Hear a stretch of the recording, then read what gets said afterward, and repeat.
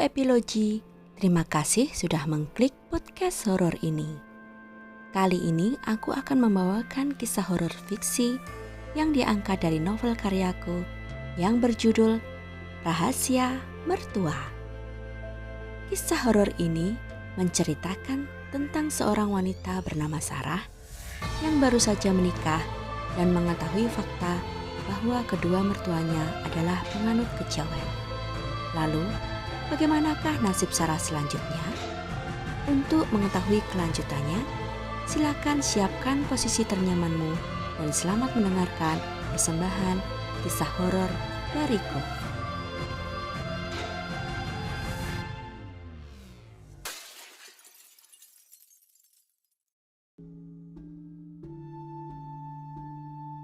Beberapa orang lelaki segera menggotong tubuh Nyai Ambarsari dan membaringkannya di kamar.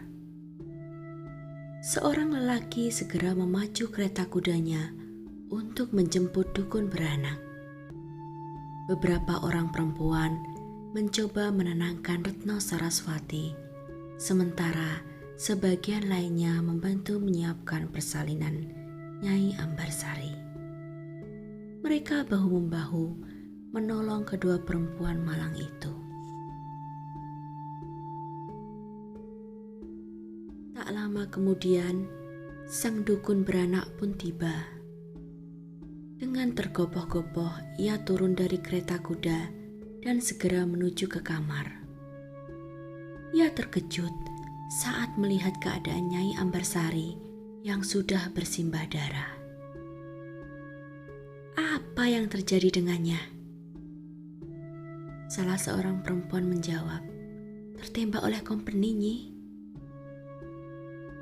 Sang dukun beranak yang bernama Nyi Suli itu menggeleng-gelengkan kepalanya penuh rasa prihatin.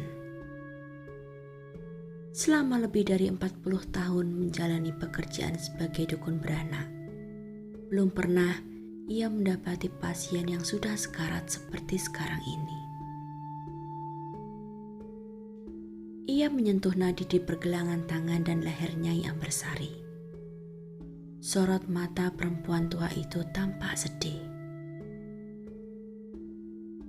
Apakah ia bisa berjuang, Nyi? Bisik seorang perempuan di telinga Nyi Suli. Dukun beranak itu menggeleng lemah. Dia sudah kehilangan banyak darah. Tenaganya pun telah terkuras habis.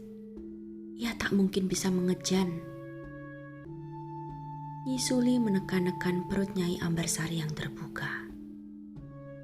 Bayinya masih hidup dan harus segera dikeluarkan sebelum kehabisan air ketuban. Terdengar suara-suara cemas dari para perempuan yang mengelilingi tubuh Nyai Ambarsari. Mereka sangat kasihan pada ibu dan bayi yang dikandungnya itu. Nyi Suli tampak sangat kebingungan. Ia tak tahu harus berbuat apa untuk membantu bayi itu agar bisa lahir segera.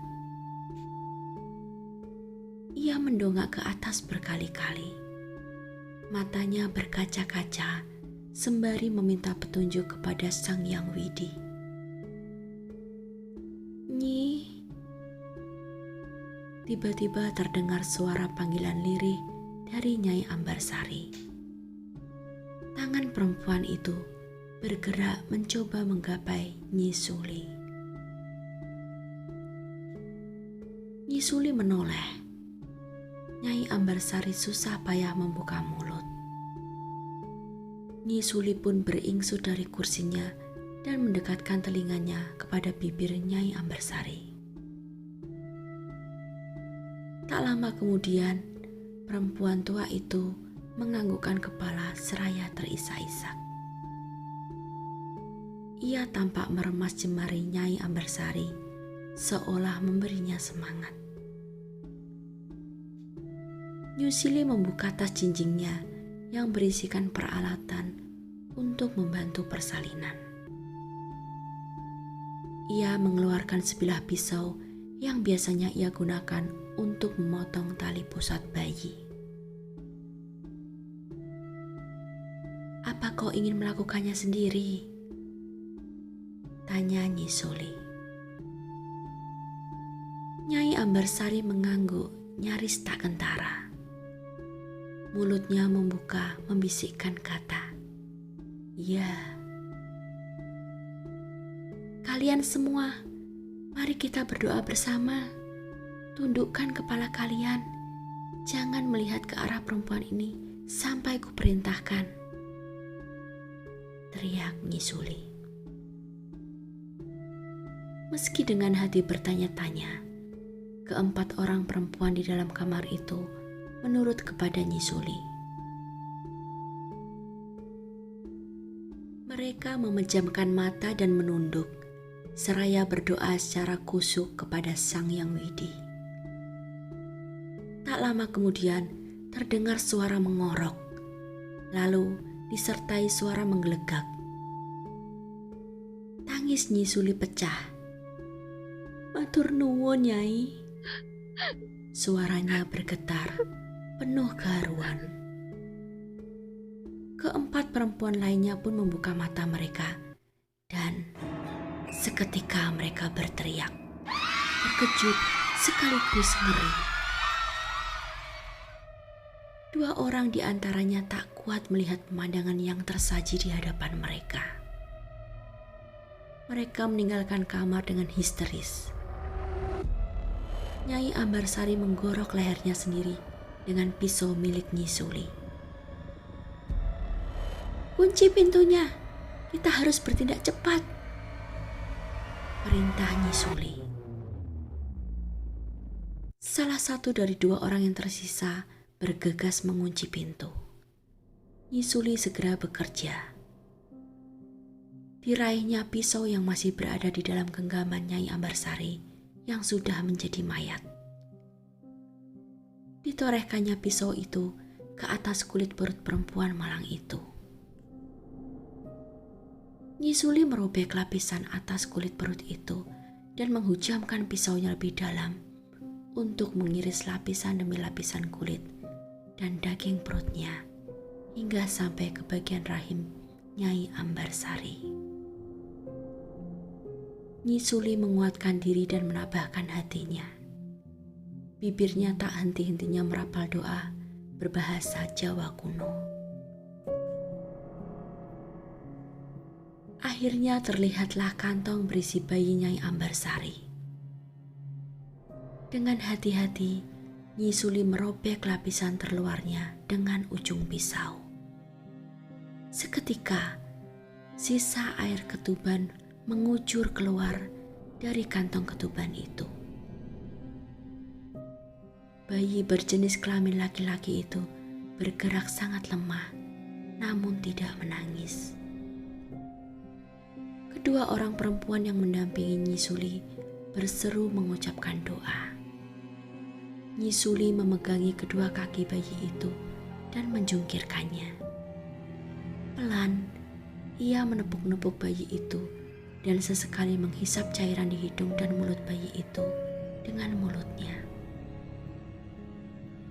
Tangisan bayi itu pun pecah membahana ke seluruh penjuru rumah. Semua orang yang mendengarnya pun berseru dan mengucap syukur.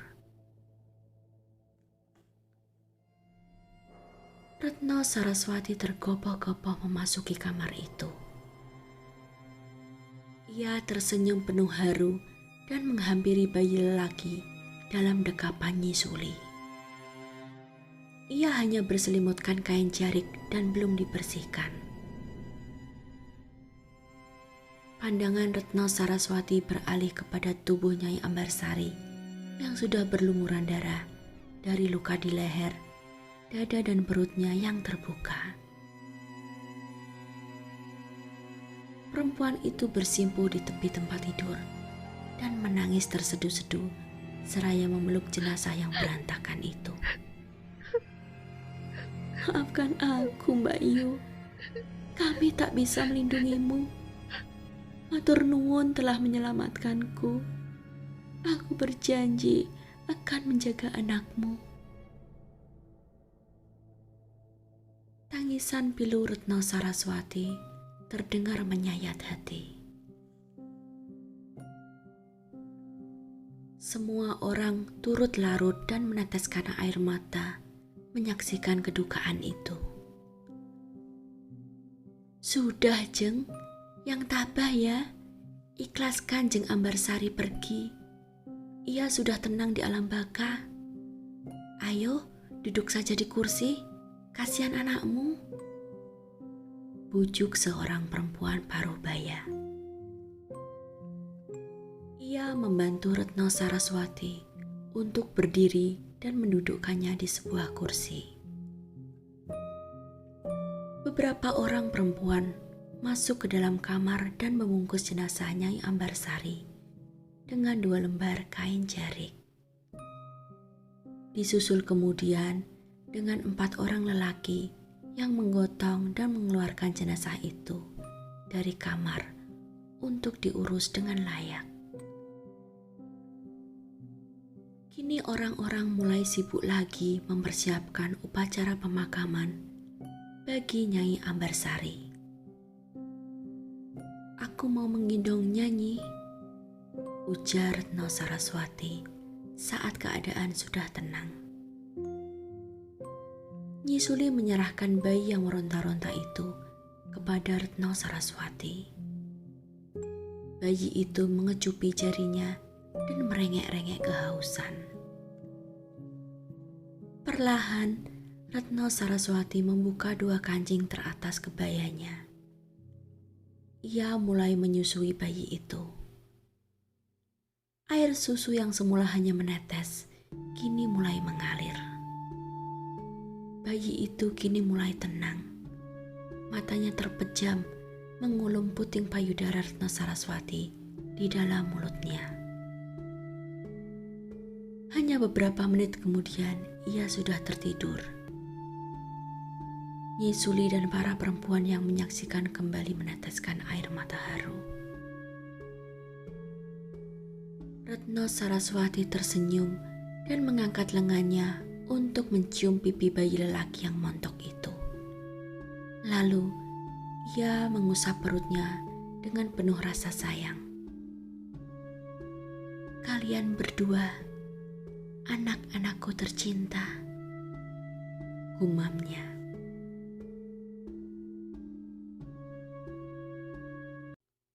Sementara itu, dengan tersaruk-saruk, Joyo Lodaya mengikuti kuda yang menyeretnya. Setelah meninggalkan wilayah perkampungan, Kapten Josten mencambuk kuda itu sehingga membuat binatang itu berlari sangat kencang dan menyebabkan Joyo Lodaya terseret. Lelaki itu menunggu beberapa saat untuk berontak. Ia mencari jarak aman yang cukup jauh dari rumahnya agar ia bisa membunuh semua serdadu itu hingga mereka tak sempat kembali ke rumah lagi dan melukai Retno Saraswati. Baru saja pikiran itu mengisi kepalanya. Tiba-tiba, Kapten Josten memberi aba-aba kepada pasukannya untuk berhenti. Joyo Lodaya berguling untuk memutar tubuhnya. Kiranya mereka sudah berada di tapal batas desa. Itu berarti tak begitu jauh dari rumahnya. "Aku sudah membawa Joyo Lodaya untukmu, Nyai." Tiba-tiba saja Kapten Josten berteriak seraya memandang berkeliling dari atas kudanya.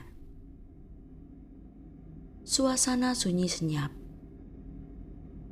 Batas desa yang ditandai dengan gapura batu bata yang mengapit kiri dan kanan jalan desa itu tampak menjulang angkuh. Joyo Lodaya mengernyitkan kening. Siapa perempuan yang menginginkan penangkapan dirinya? Namun, seketika pertanyaan itu terjawab saat ada sesosok tubuh seorang perempuan yang memakai atasan kemben dan jarik melayang turun tanpa suara dari sebatang pohon raksasa yang tumbuh di hadapan mereka. "Selamat malam, Joyo Lodaya. Senang sekali hatiku bisa berjumpa kembali denganmu," ujar perempuan itu. Ia tertawa keras, terlihat sangat menikmati pemandangan Joyo Lodaya yang tergeletak di jalan dengan kedua tangan terikat erat. "Surtini, bagaimana mungkin?" gumam Joyo Lodaya. "Apa di dunia ini hal yang tak mungkin, Kang?" Surtini menghampiri Joyo Lodaya dengan langkah anggun. Seulas senyum sinis menghias bibirnya. Bukankah kau sudah mati?" Joyo Lodaya mendongak. Pandangannya mengikuti arah langkah Surtini. "Mati? Apakah kau melihat jenazahku, Kakang? Aku tak akan mungkin mati sebelum bisa membalaskan dendamku."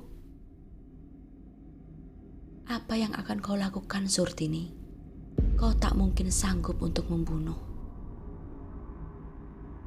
Surtini tertawa tergelak-gelak mendengar ucapan Joyo Lodaya. "Kau salah, Kang. Aku bukan saja sanggup membunuh, namun aku juga sangat piawai melakukannya. Seperti yang kulakukan kepada kedua sepupumu itu. Bahkan aku melakukannya di depan matamu dan kau tak menyadari hal itu."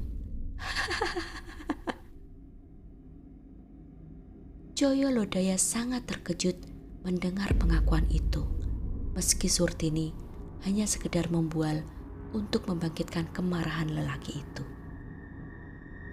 "Biadab!" umpat Joyo Lodaya. Namun, sedetik kemudian Joyo Lodaya teringat kepada Retno Saraswati dan anak mereka yang sedang dikandungnya. Surtini sudah mendatangi dan menakuti Retno Saraswati. Perempuan itu pasti akan melakukan hal yang lebih mengerikan kepada Retno Saraswati bila Joyo Lodaya menantangnya. Ia tahu hari ini adalah hari weton lahirnya. Itu artinya saat ini ia sangat lemah dan tak bisa mengandalkan ilmunya untuk melawan Kapten Josten dan Surtini sekaligus. "Aku minta maaf, Surtini," Joyo Lodaya berkata tulus. Ia berusaha bangkit meski terhuyung-huyung. Akhirnya, mereka pun saling berdiri berhadapan. "Maaf, aku tak bisa semudah itu memaafkanmu. Kau membuat suamiku dan calon anak kami mati," teriak Surtini murka. Untuk yang kedua kalinya, Joyo Lodaya tak bisa menyembunyikan rasa terkejutnya. "Jadi, saat itu kau..." "Ya, aku sedang mengandung saat kau memperkosaku," bentak Surtini.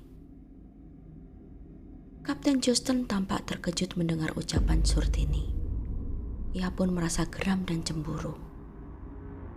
Joyo Lodaya seketika menunduk. Ia tampak benar-benar menyesali perbuatannya. "Maafkan kekilafanku," ujarnya lirih. "Kau harus mati untuk menebus dosamu. Bila itu yang kau inginkan, lakukanlah. Asal jangan sakiti istri dan anak kami kelak. Juga Nyai Ambarsari dan anaknya."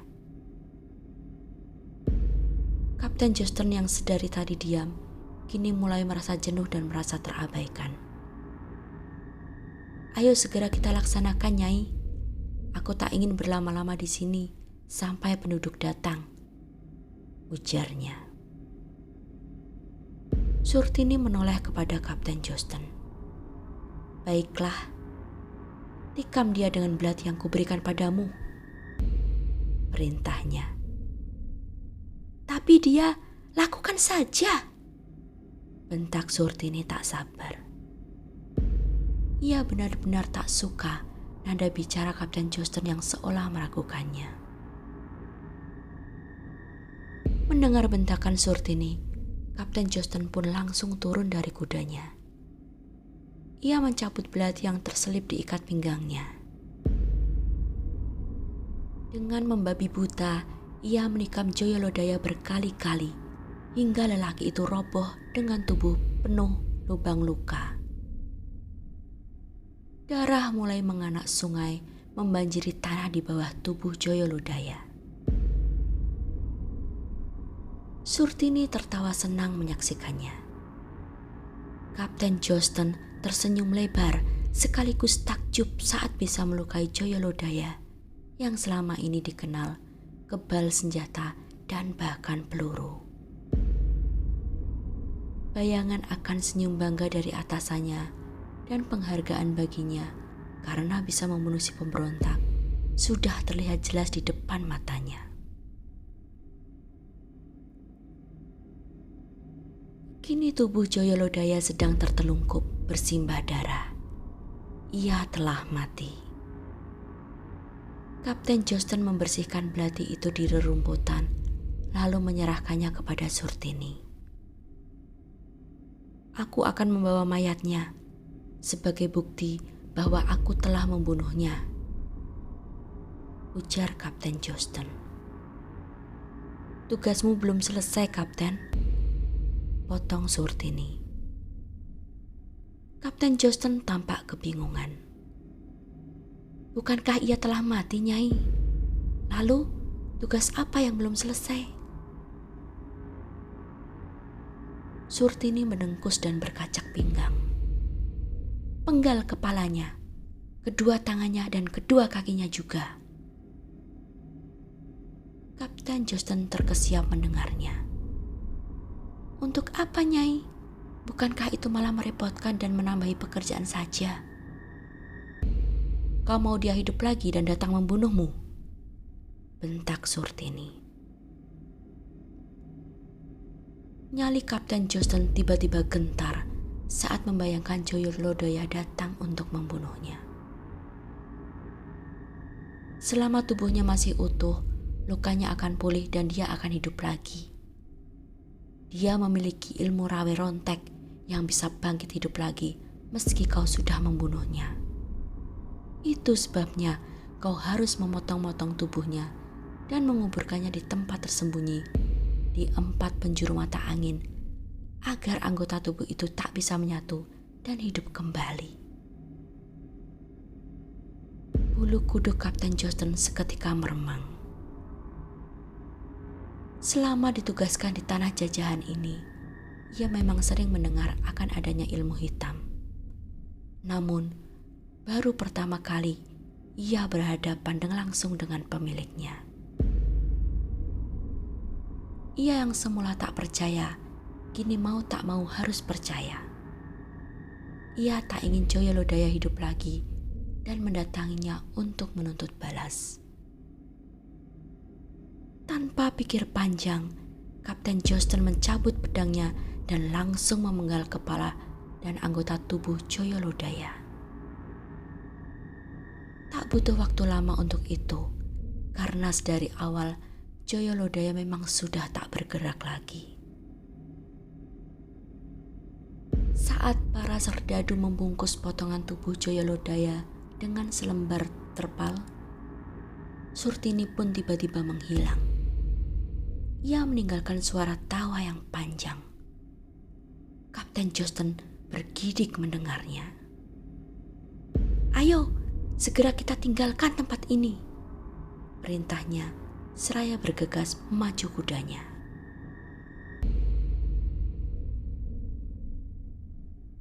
Sesuai petunjuk dari Surtini, Kapten Joosten akhirnya mengubur kepala dan potongan tubuh Joyolodaya di 4 desa yang berbeda dan saling berjauhan. Ia benar-benar lega sekarang pemberontak itu telah mati.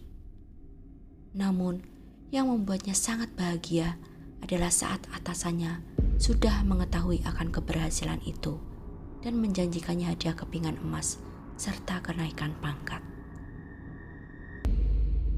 Sepulang kerja, ia tersenyum-senyum sendiri di dalam rumahnya. Ia mengisi bak mandinya dengan air panas dan menuangkan sabun hingga air itu berbuih. Ia menuang segelas vodka dan membawanya ke kamar mandi. Tubuhnya yang penat dan stres sejak beberapa bulan ini sekarang terasa lebih santai. Perasaannya pun lebih nyaman. Tiba-tiba saja Kapten Josten teringat kepada Surtini dan percintaan mereka yang begitu bergairah. Ia sangat menyayangkan mengapa perempuan itu pergi begitu saja dan tak berjanji untuk menemuinya lagi. Padahal, andai Surtini bersedia, Kapten Josten ingin menjadikannya nyai gundik di rumah ini. Namun, hati Kapten Josten pun ragu. Apakah perempuan sakti seperti Surtini itu mau untuk dijadikan gundik? Air yang hangat, harum dan nyaman membuat Kapten Josten mengantuk. Ia memejamkan matanya dan nyaris jatuh tertidur saat menyadari ada sosok bayangan berkelebat di dalam kamar mandi itu. Seketika matanya terbuka lebar. Kali ini ia tak takut, malah justru sangat bergairah saat melihat sekelebat rambut hitam panjang berkibar dan kebaya berwarna merah. Surtini kembali mengunjunginya. "Kau kembali, Surtini?" Kapten Josten berseru. Ia sangat bergairah. "Kemarilah, bercintalah denganku." Surtini bersedekap dan melangkah pelan ke hadapan Kapten Josten. "Aku kemari bukan untuk bercinta denganmu," ujarnya dingin. Kapten Josten tampak kecewa, namun ia segera saja tersenyum. "Oh, tak apa, aku tak memaksa. Lain kali pun boleh. Kali ini kita cukup berjumpa saja."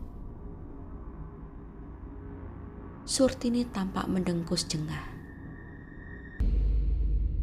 "Kedatanganku kemari untuk menuntut balas atas kematian kedua orang tua dan suamiku atas penyerbuan kalian," teriak Surtini. Kapten Josten hendak membuka suara saat ia melihat jantungnya sudah berada di telapak tangan Surtini. Merah segar bersimbah darah dan berdegup kuat. Lelaki itu mati dengan lubang yang besar di dadanya.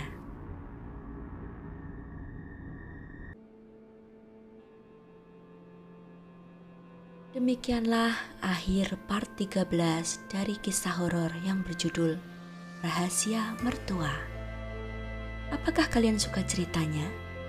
Silakan tinggalkan komentar, like, share, dan subscribe channel ini serta nyalakan loncengnya agar kalian mendapatkan notifikasi setiap aku mengupload part berikutnya. Terima kasih.